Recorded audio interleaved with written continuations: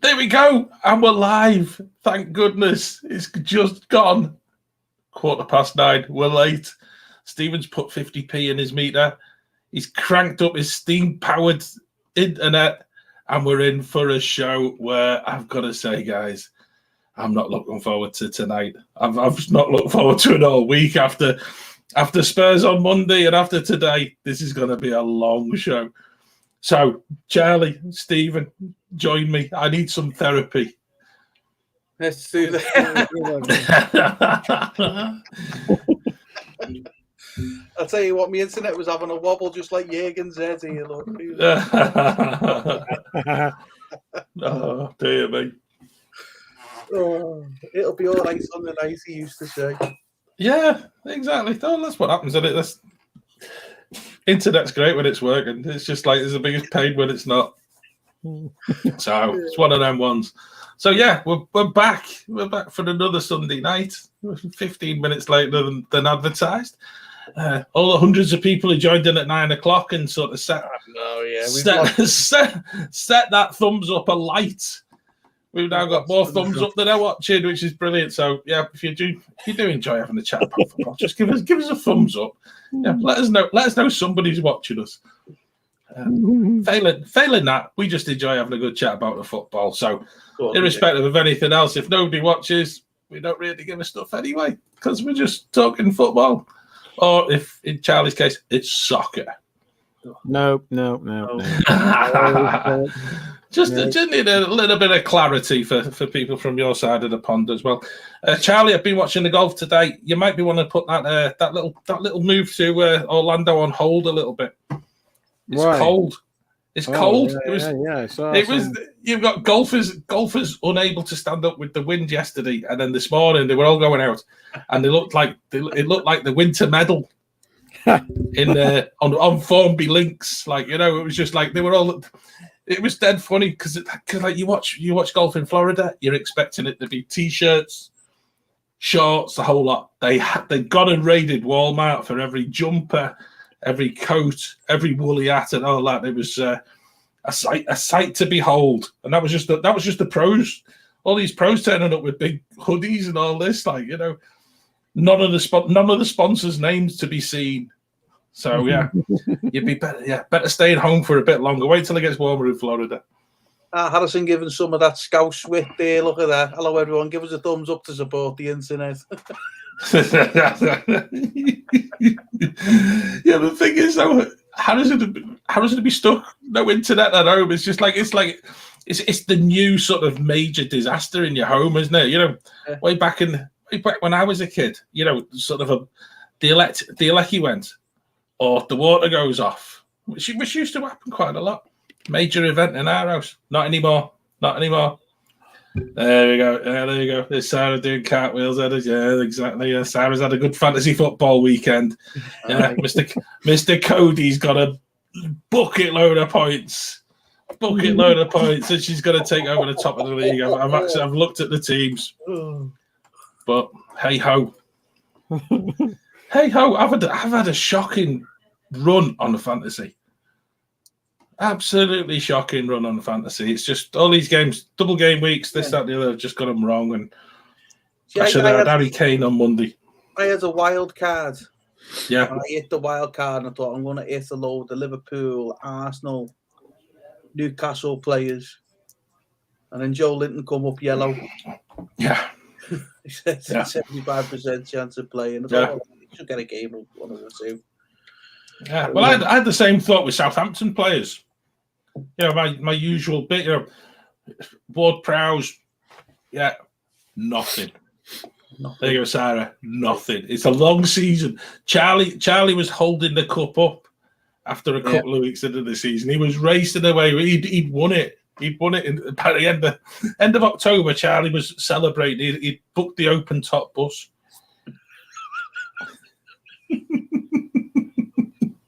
I'm making a little comeback now, though. I think you are. It's gonna.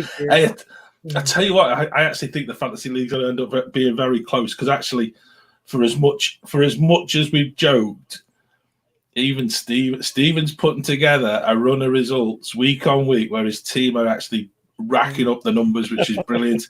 Yeah. So we could end up. I actually think it could be anyone. And Harrison, you're still in this as well, mate. You really are. So I've got to feel sorry going. for Harrison. I kind of feel sorry for Harrison. Because when he gets a high lot of points, he plays someone who just gets a couple of points more.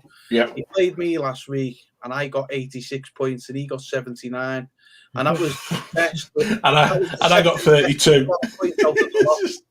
That was the second best set of points out of all the league that we're in. So I feel sorry for him there. He's totally with you on that. Totally with you. Yeah, but he's got more things to. He's got more important things to worry about. Like, how is he going to stream and talk to his mates when the internet keeps going down? Yeah, exactly. It's a problem in this day and age, isn't it? It's just. You were talking about when you were a kid, John. When I was a kid, it was about the cassette tape getting chewed up in the yeah. Or the VHS player that just snarled down. We were Betamax. There you go. You see, trendsetters. Yeah. In fact, it was really odd. I know we're not talking football, but my eldest son went away last week to spend a bit of time with his granddad, and his granddad took him to 3 Chesterfield games in a week, which was brilliant. But he was trying to describe, he was watching the highlights of Chesterfield Man United or something. I think it finished 4-4 or something, back in Chesterfield's finest days. And we're watching it on this thing. It's kind of got like a plastic thing that goes in under the telly. I said, Josh, it's a video. He'd never seen one. He's 18-year-old. He'd never seen a video because actually... Yeah, DVDs all the way. And now you just stream it, don't you? So it's just... Even DVDs are outdated now, aren't they? Yeah, exactly, yeah. Yeah. Do you see what I'm doing here, guys? I'm just stalling. I know what you're doing. We can see what you're doing. We can see what you're doing. But me and Charlie are onto you. Stalling. You've got 2 things to talk about this week with your team. 2. Not 1, 2. Thought Nick might come in and gloated on one of them, but since Tottenham got beat by United, he probably won't say. Don't worry, he'll be in. It's been a long week to be an Everton fan. And when you put last Monday's, I can't even describe it as a performance. It was just they never showed up at Spurs. They just rolled themselves. In fact, you could tell within 5 minutes that they just were not going to win, which is becoming increasingly annoying as an Everton fan, because you can tell when the attitude of the players isn't right. You can spot it within 5 minutes. My brother was at the game, and he texted me 5 minutes in, and he said, "We're up the creek." He says you can just tell by the body language of the players, and they just never turned. They never showed up. 5-0 probably flattered Everton in a way.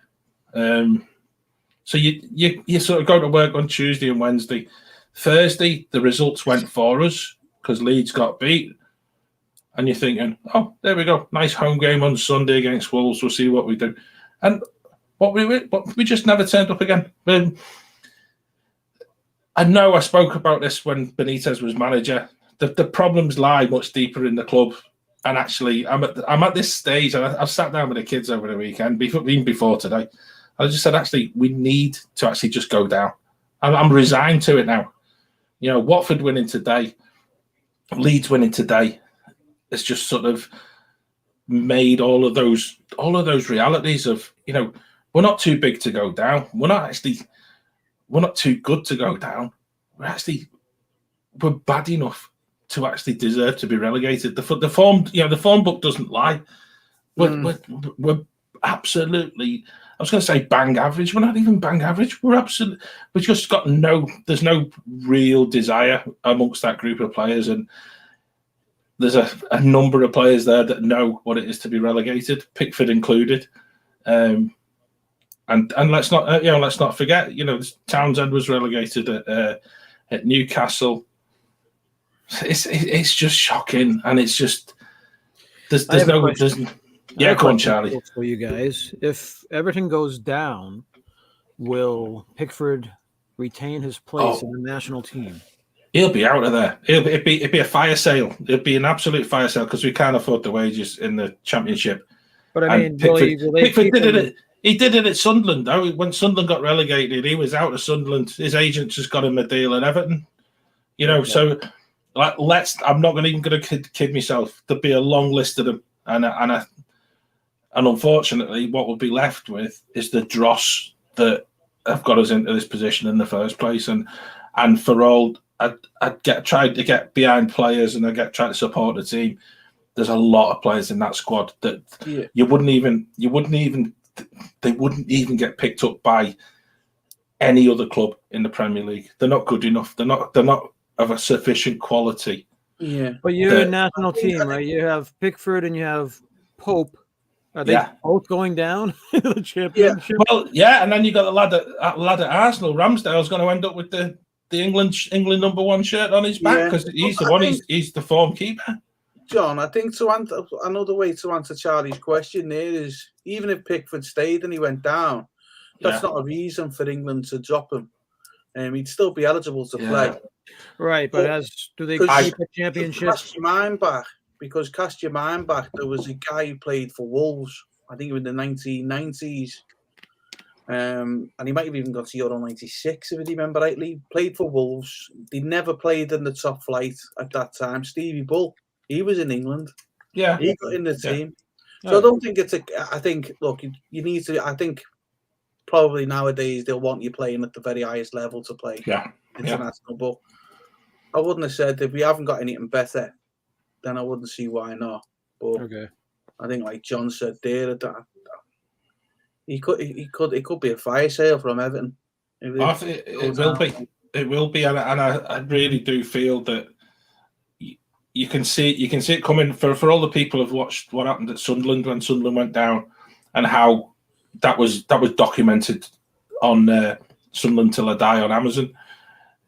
The documentation of the Everton demise it goes back years, and I can't deny it. There's been, for all the fact that Moshiri came in with a couple of quid, they've bought badly every single time. They've been badly advised. They've been badly managed, basically badly run.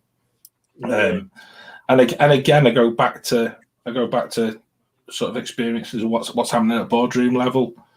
You know, that there would be I think there'd be a semblance of pity if at boardroom level, and if the CEO were, I'm trying to pick my words carefully here, were going to other clubs and being dignified in how they go about their business.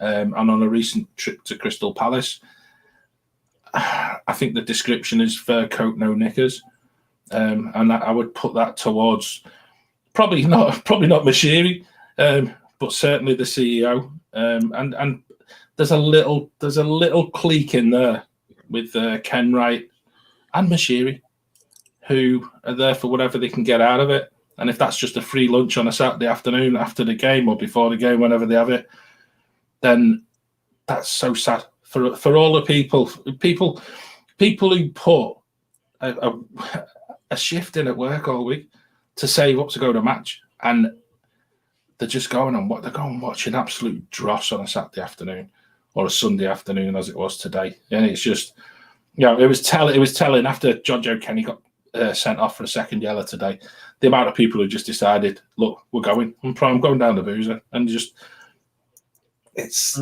sad days. These are really hard days, and I've been there before.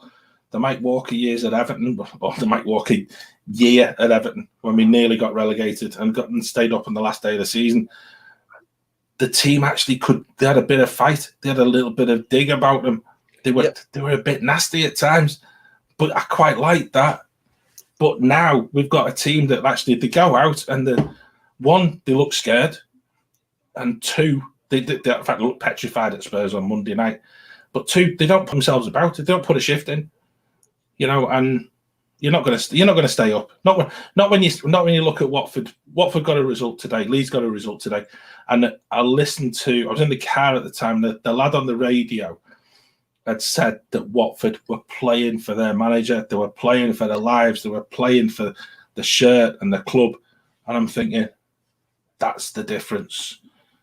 You know, they've dug out a result when really, I know Southampton are on a bad run, but I don't think many people would have expected Watford to win away at Southampton.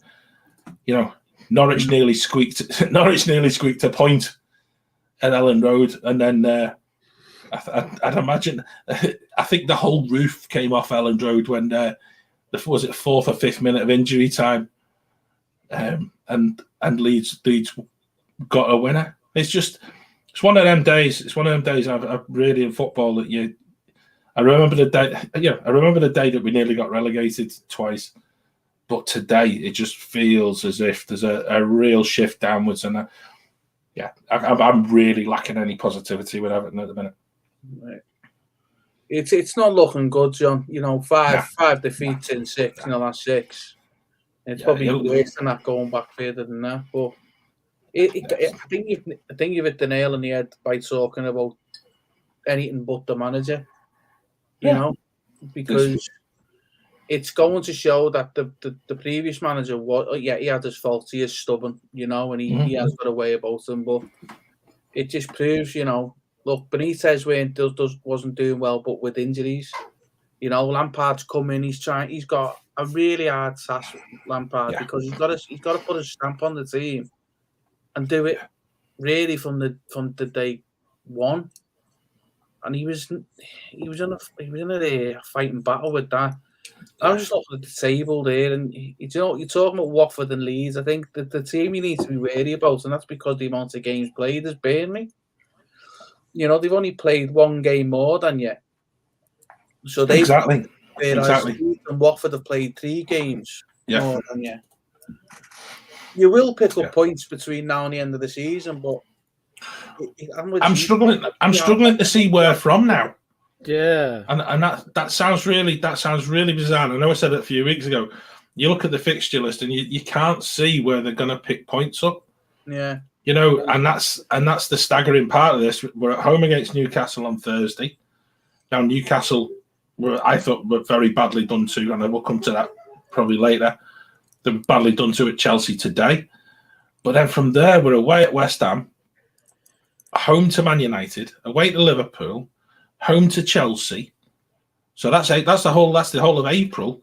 You do play Watford though, so it doesn't seem to matter, Charlie. I think, you know, I'm looking at this fixture list. I can see maybe 3 points at Brentford on the second to last week of the season. So they got to try to squeeze out some draws. Then that's what they got to do.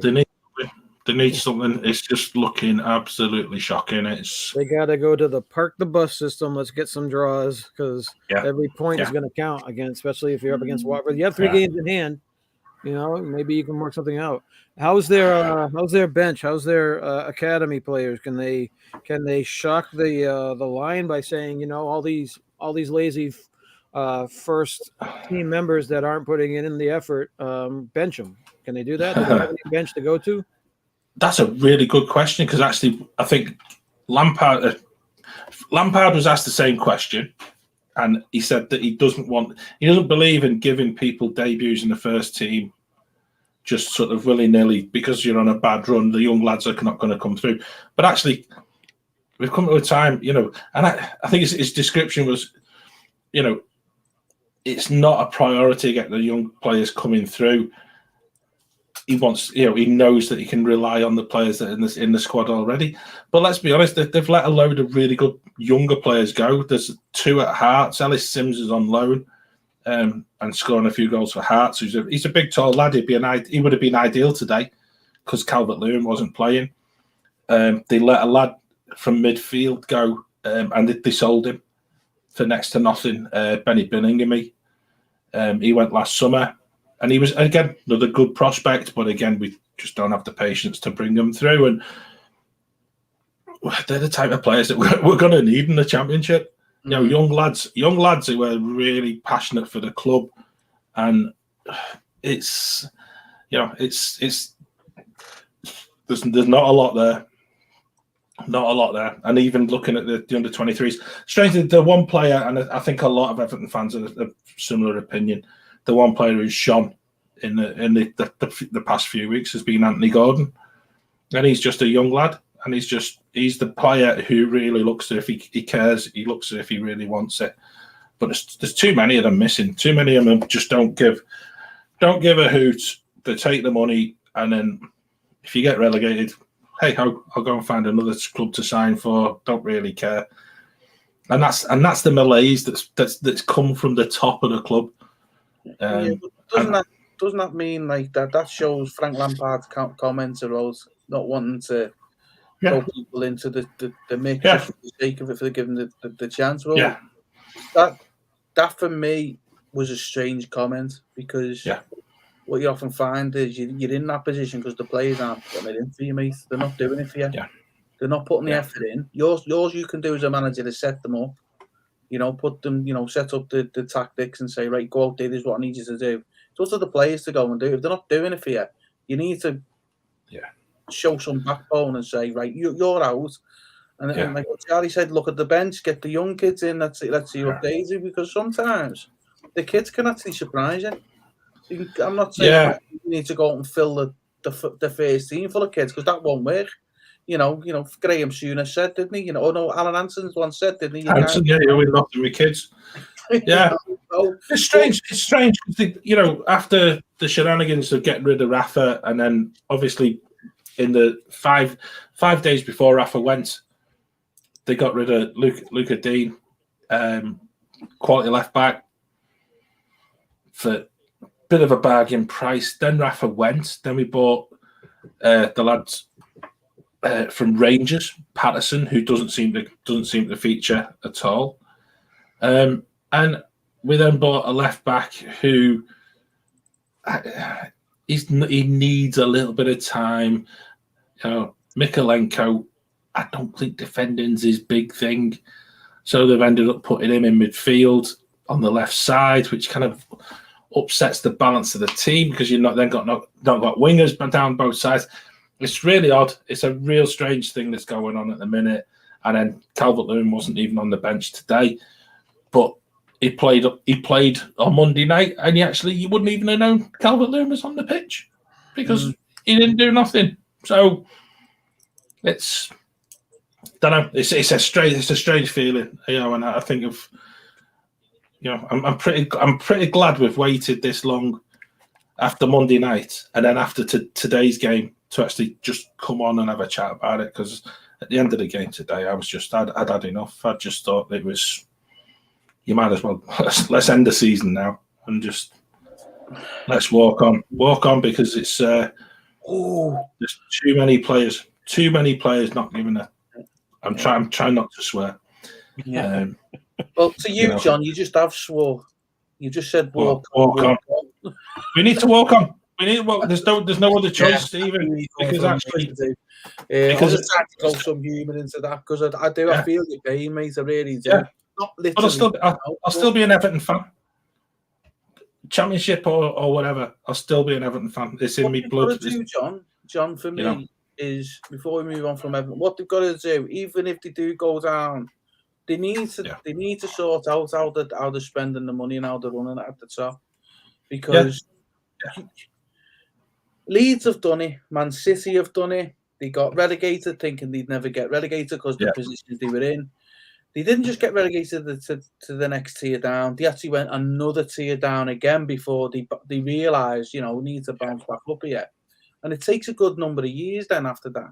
Yeah. I just hope they realise that if they go down, they go, well, actually, what is it here? Is it the manager? Is it us? What are we doing wrong? The players aren't good enough. You haven't spent your money wisely. No way. So no way. They need to look at this and get the right people in to do it. And I think the other one is Ken Wright needs to go. Ken Wright is not good for Everton Football Club. He really isn't. Yeah, it's become, like I said just before, it's become a little bit of a clique, and it's been a clique from boardroom, from managers at different levels within the club who are former players, who kind of, that whole thing, it was like, oh well, you play for us and you stay with us and we look after you. Well, actually, we need someone to shake that all up. We need that to be completely, if you're not good enough and you're not actually capable of bringing young players through, and there are very few young players making that Premier League level at Everton that you can actually say, yeah, the academy systems work. And it's not. There's loads of faults that you could pick in the system, and then you get to the fact that they've had directors of football that have been useless in what they've bought, and a range of managers. Let's face facts. It's not just down on one manager. There's a list of managers that you can actually start saying they did something, and it's the culmination now of years worth of neglectful ownership. That'll see its way out at the end of the season, and then strangely enough, all Moshiri will do is say, "I'll just put the club up for sale, see who wants to buy." And given the current climate, having lost an awful lot of sponsorship in respect of Mr. Usmanov, who was previously involved in Arsenal, who's now had his big posh boat nicked off him by the UK government, and his house and all that. His involvement in the club and also one of his companies, he has Moshiri on the board. There's loads of underhanded little backhanders, and there's lots. If people start digging closely enough, what's happened at Chelsea is regarding Abramovich, you could start throwing a lot of mud Everton's way in respect of where some of that money's come from, because it's very, very dodgy dealings, and it is at best it's jobs for the boys. At worst, it's a rinsing of rubles. I think that's probably the best description. I'll leave it at that in case I get myself into trouble for saying things that I shouldn't. But there's lots of things. We've lost major sponsors. Strangely enough, this very week, Aston Villa announced that they're keeping their shirt sponsor for next season, which is Kazoo. But Everton very cleverly had negotiated a different deal before Christmas, and were deciding that they weren't going to retain Kazoo as the shirt sponsor.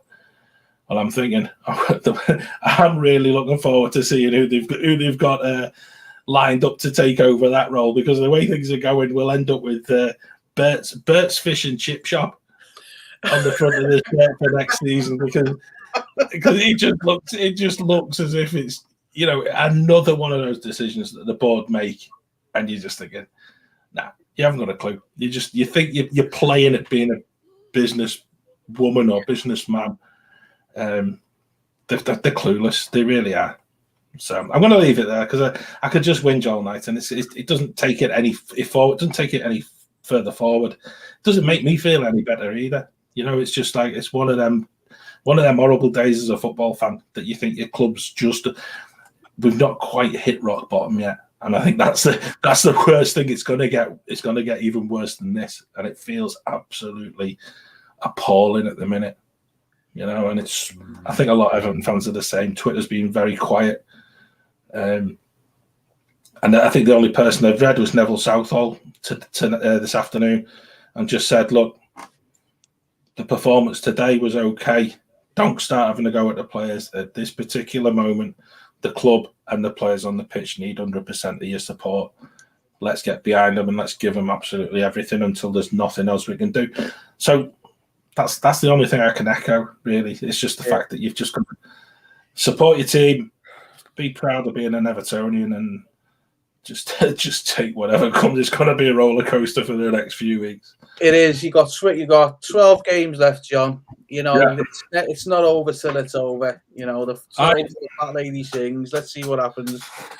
Well, Charlie's put something in the comments there. Which let's keep it like we're all football fans. We like to support.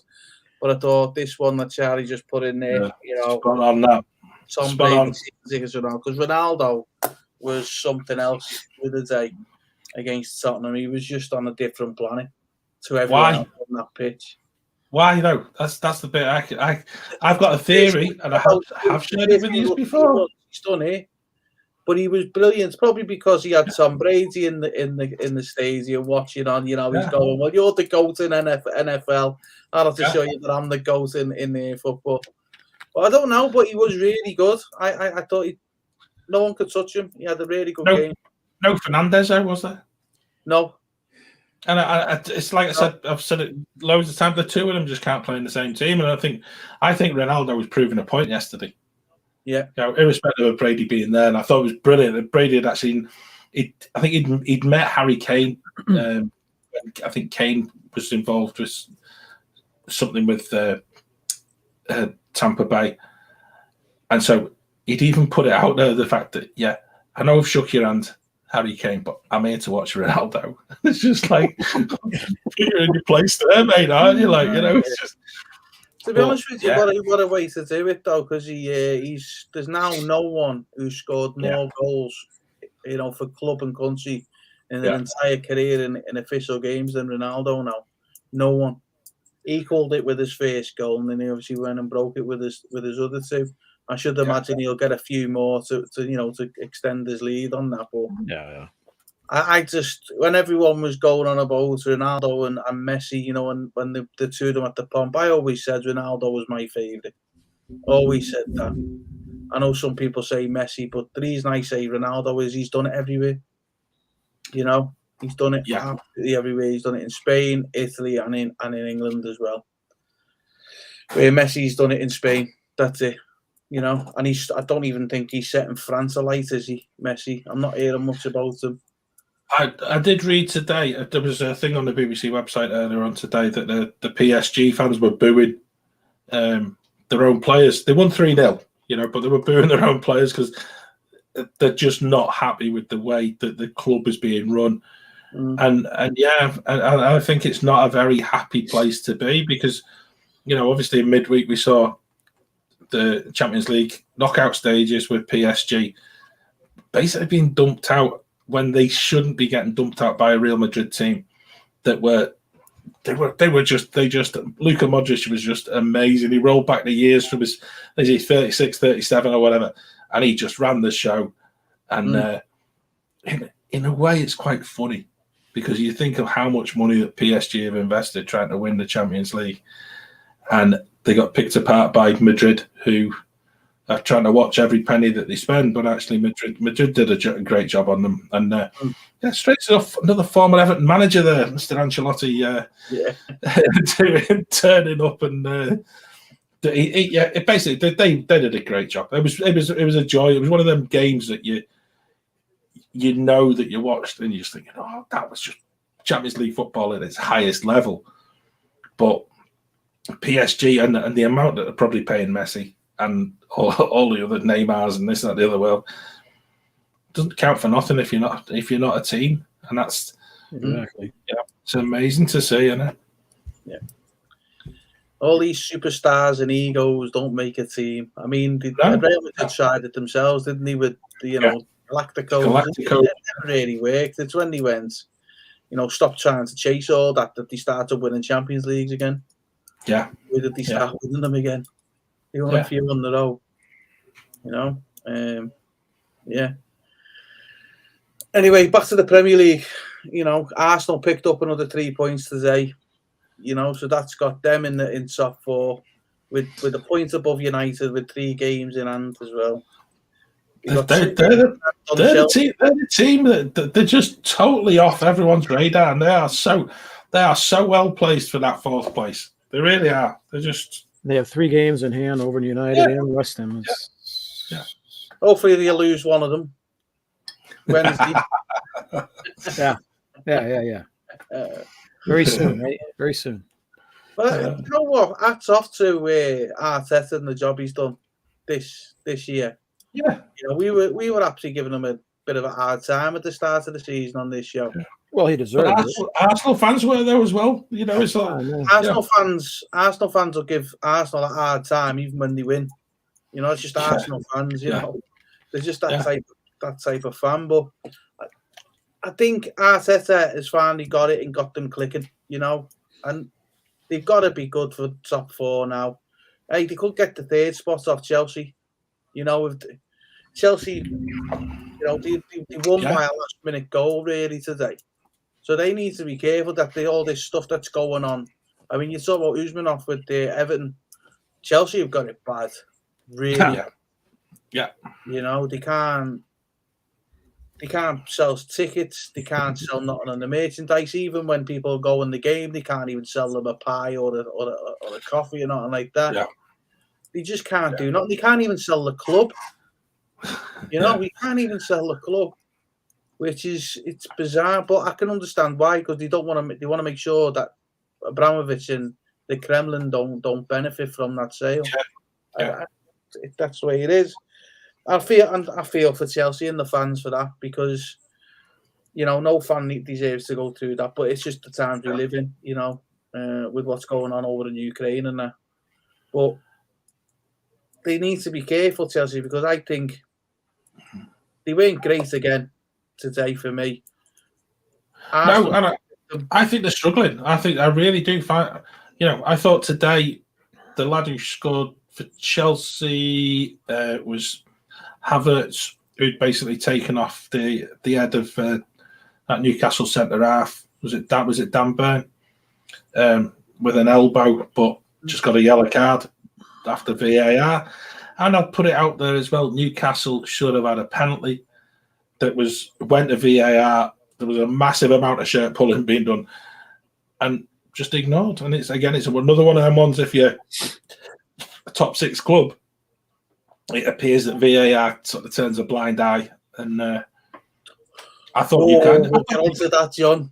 But I think Newcastle were badly done to, and I thought they probably did enough for a point there this afternoon, and I think they'd be quite upset at actually how that sort of panned out and how they got basically bitten by that late goal by Havertz. And you know, I'm with you, Stephen. I know where you're coming from on the Chelsea fans and being turned over by nothing of your own doing. And I think that's the biggest thing that, you know, all they need to do is just get behind the team and just, you know, I think that some of the restrictions that have been placed on them and in respect of away travel, they're only allowed to spend something, is it £20,000 as a club to actually get to away games.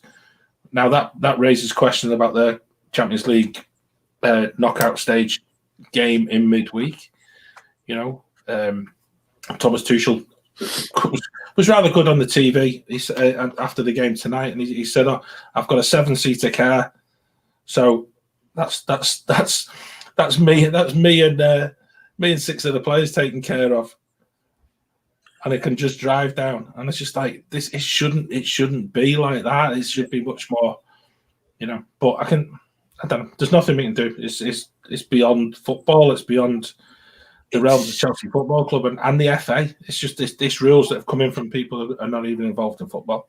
Yeah, and it's coming for good reason. I mean, the guy who's trying to buy him, you know, he come out and he said it, and I don't disagree with his statements at all. You know, you don't own a football club; you become a custodian of it. You know, I don't disagree with that sentiment at all.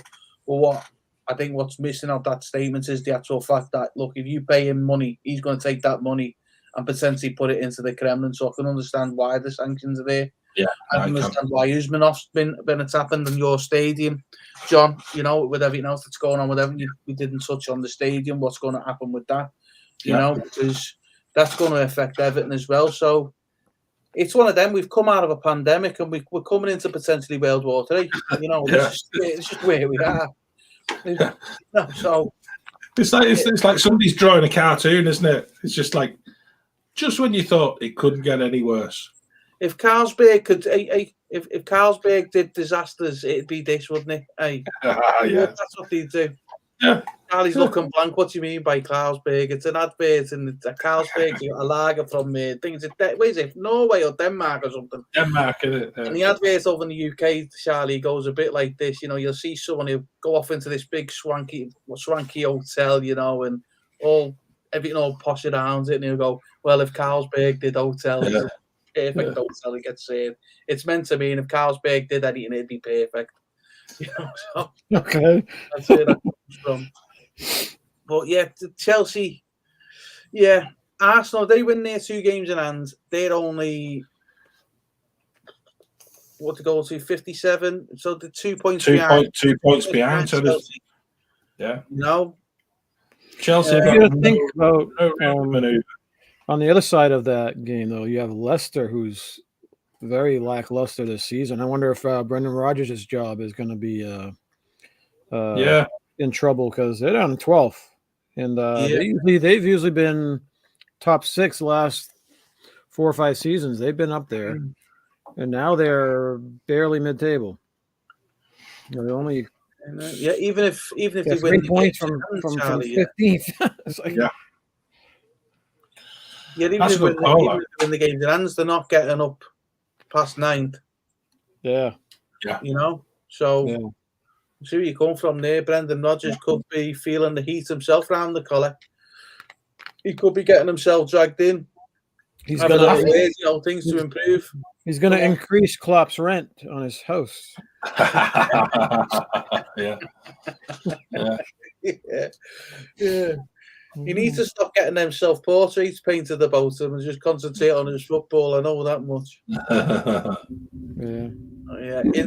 Interesting times coming ahead with the relegation battles and the top 4, and of course the title.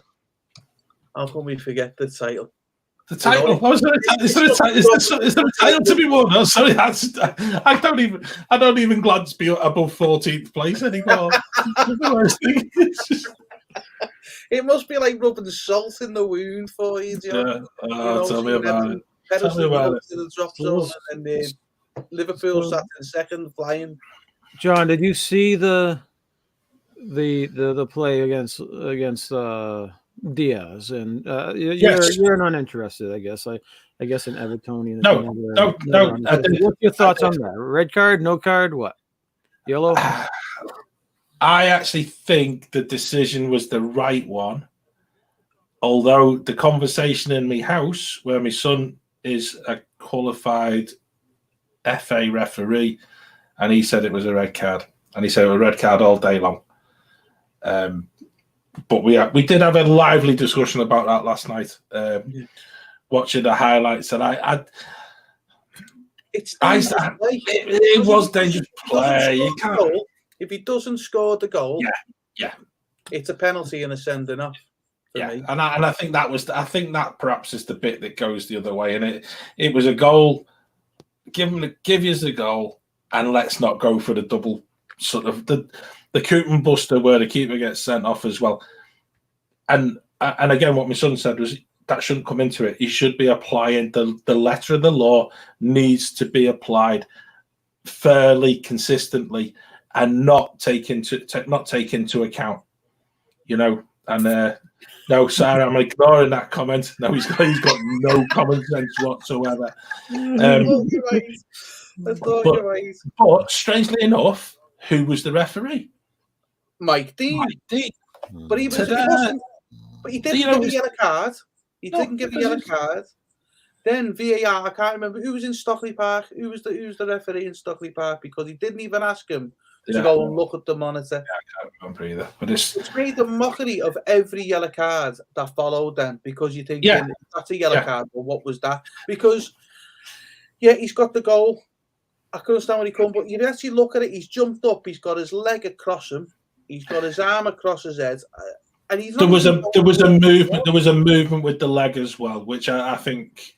I think that movement with his leg is the one which takes it from being yellow cardable to actually being he was deliberately trying to take the player out. And very similar to what was that? The German goalkeeper, was it Harold Schumacher on Patrick Battiston in a World Cup semi-final years ago, where he basically just shoved his hip into Battiston's face and knocked his teeth out and knocked him out. They actually spoke about that challenge, John, when they were talking about it. It's very similar. Very similar. Very similar, yeah. Going back to 82, aren't you, or something like that? Yeah. And he went back to... Show me age, I think the description, I'm showing me age. Yeah. I was only a little nipper. I was only just in 84, in 82. But yes, I just thought, no, I was not happy. As soon as I see Mike Dean was on it, I thought, well, here we go. There's going to be some kind of moment in the game where he's going to get absolutely slaughtered by one set of the fans, whether it's going to be us or. Yeah, and the thing is, there always is with Mike Dean, and that's where it becomes. I find it becomes really. We're now at a stage where this is becoming sort of embarrassing from a refereeing perspective. Yeah, because it shouldn't be every Saturday. Shouldn't be about looking at what you look at the list. Oh, Mike Dean's got our game. Oh, let's see how much he's going to mess up what's going on, because he does, and he does it week after week after week, and it becomes to the extent where you're just thinking, look, he doesn't have a clue, and he's meant to be one of the leading referees in the country. Sarah, I'm totally with you there. 95% of the players, I reckon 98% of the Liverpool players would have done that. And all. Half of them do my head in when they do that. Cater's probably the world's worst for it, Cater. Yeah. Well, for me, definitely a red card for me. John's saying no. What did you say, Charlie? Definitely, yeah. I was very vocal in the house again. It was everyone knew what I felt. So. I tell you, your neighbours will be glad when you move to Orlando, won't they? It'll be quiet. It'll be quiet when it's a Liverpool match day. That'll be it. Driving up the most of my neighbours are like in their 80s, so they don't hear me anyway. So we're driving up the motorway before, John, and Sarah was watching Charlie and Stacey doing a live stream, and I said to them, I said, put in the comments. Trying to arrange the visit, they've got to go to the house around when the Champions League finals done. So me and Charlie can watch it. Oh, what a great idea! Oh, you got it sorted. Oh yeah. Having said that, guys, and I know it's sort of going off topic, but they've shut the ESPN bar forever this week, and I just think, goodness, that would have been a fantastic place to go and watch Champions League. Yeah. What are they going to put there? That's a boardwalk, right? What are they going to put there? On the boardwalk? Yeah. Yeah. So they've got started putting some cake shop or another in there. It's just like cake shop. Yeah, I can't even remember. It's not a pub, and it's not showing proper football from throughout the world. And the ESPN bar was a great place for that. It was always a good atmosphere. So it looks like you guys are off to Miller's to watch the Champions League final. Yeah. At least a bit cheaper, put it that way. Yeah. You don't need to take out a second mortgage to watch the football. Yeah, exactly. Yeah. But yeah, to be honest, again, that's another Liverpool result where you've dug it out when you've not played particularly well. Brighton always make it difficult against people. But actually, I think the one player that stood out for me, and I know you guys have been sort of a little critical of the back four, and I think everybody also looks very much towards Van Dijk and how he plays. But I thought yesterday, Matip was absolutely spot on beside Van Dijk, and again, you've now got a balance in that whole back four. You don't look as if you're going to concede an awful lot. Matip was good, yes. Yeah. Van Dijk he actually held some people on side, but I was disappointed in him a couple times, and I was like, whoa, he needs to get his act together once in a while too. Sometimes I don't know if he slacks a little bit sometimes lately. So, but you know, he's a leader, and he's allowed to mess up once in a while. But Matip was, I think Matip was very good, and Robertson was good too. Yeah. I just didn't think we got out of second gear, did we? Liverpool didn't seem to get out of second gear. It's like we play against the teams that we're expected to beat, like Brighton and stuff like that, but we just don't seem to get out of second gear. But we'll play Arsenal on Wednesday, and we'll just start in 10th gear or something like that. We will just go out flying. It's just weird how we're playing at the minute. I was actually, I missed like 10 minutes right after halftime, where I guess Salah scored a penalty, but then he got subbed off. Was he ticked off and he got subbed out? He took a knock, Charlie. Oh, did he? Okay, I was gonna say if he subbed him off for some contract thing, I was like, he'd be pissed. But, Yeah. Oh, so he got him. Oh, okay. He's a bit of a doubtful Wednesday, but so Oh, yeah, he is took he? a So bit of a knock. I need to switch him out then. Is that what you're saying? Well, you can't now, can you? It's part right. of the same week. You're all right, Charlie. You're all right. I've got him as my captain. That's it. I've been stuffed. If he's not playing on Wednesday, I'm stuffed. Me too. Actually, I have him as my captain too this week. Yeah. But I do have Cody. I do have Cody as well on my team, so he made up some points. He's the magic man this week. Is Connor Cody.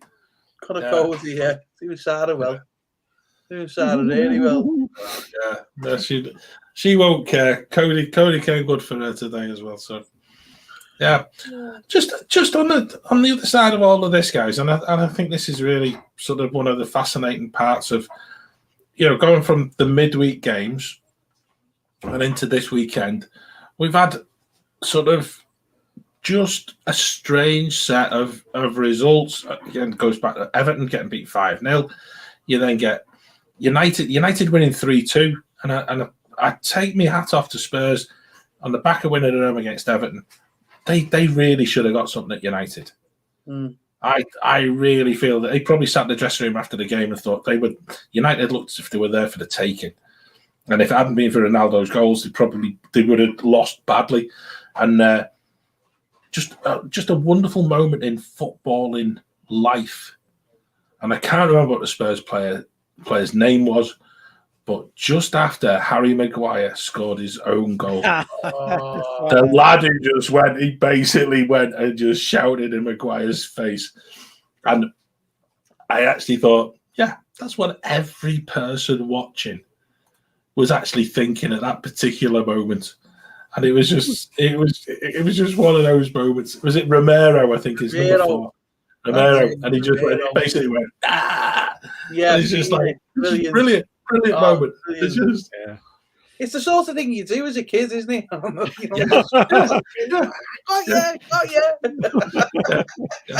done. But Maguire again, sticking it in his own net. He was awful again. And I'll be with you, Dave. And I watched that, and I thought Tottenham were the better team.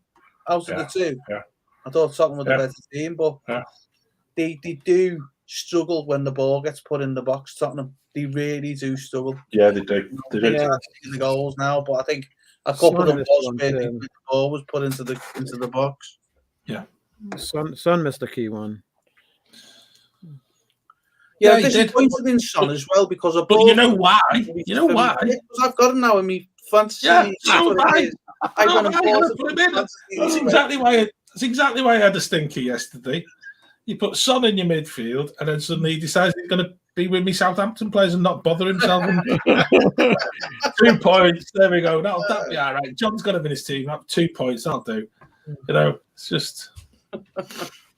Roy Keane's interview after the game was hysterical. I think Roy Keane's hysterical, full stop. Sometimes other stuff he comes out with. Yeah, I'm not in a humorous kind of way either. No, it's just like he just is hysterical. Yeah, it's just I don't know. It must annoy. I actually think Roy Keane, and he's got such a chip on his shoulder that he really needs to sort of.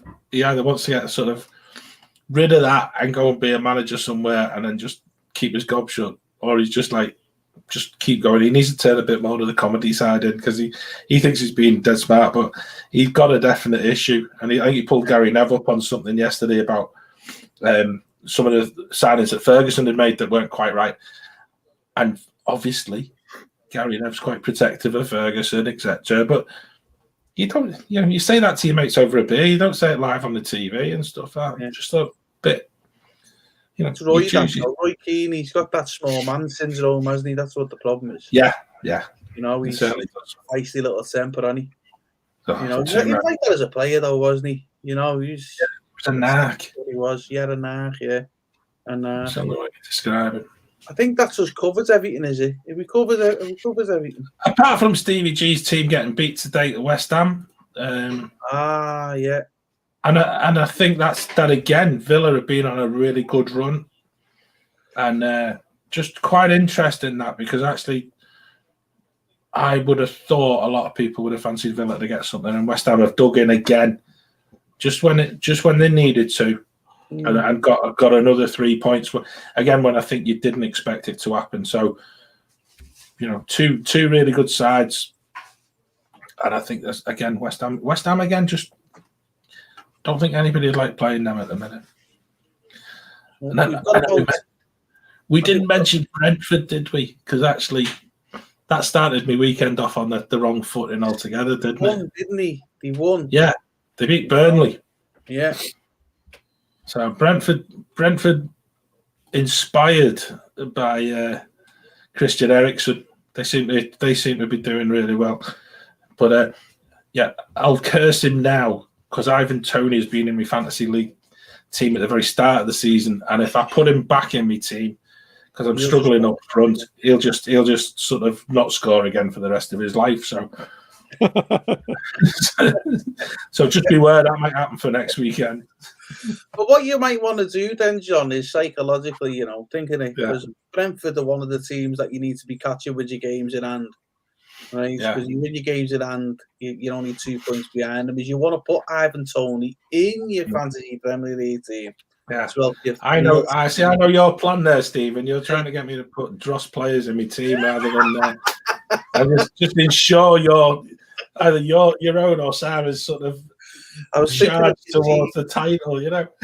I was thinking more of Everton for you, John. Yeah, to see if Everton I know you were.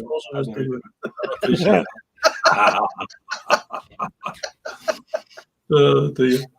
To be honest with you, it's been a pretty uneventful week in the Premier League, hasn't it? Really, it's been. Speak for yourselves. Yeah, well, as a Liverpool fan, but it's just running. There's been a few things. I'm sure as an Evertonian, you want to see the back of this week as soon as possible. Definitely. Other than that, I don't think there's been nothing that's sticking out to me anyway. That's been real thing. Apart from the red card that Sanchez should have got, but that's neither here. But VAR will get it wrong. VAR will do what they're gonna do, which just goes to show it's not the technology that's the problem; it's the people doing it. Exactly. And when you've got Mike Dean at the helm, you're absolutely knackered anyway, because something's going to go wrong. Yeah. Right. On that note, we started late. We'll finish 2 minutes early. That's even better. It's even better. Right. Thanks for tuning in. Thanks for listening. And we'll see you soon. Bye.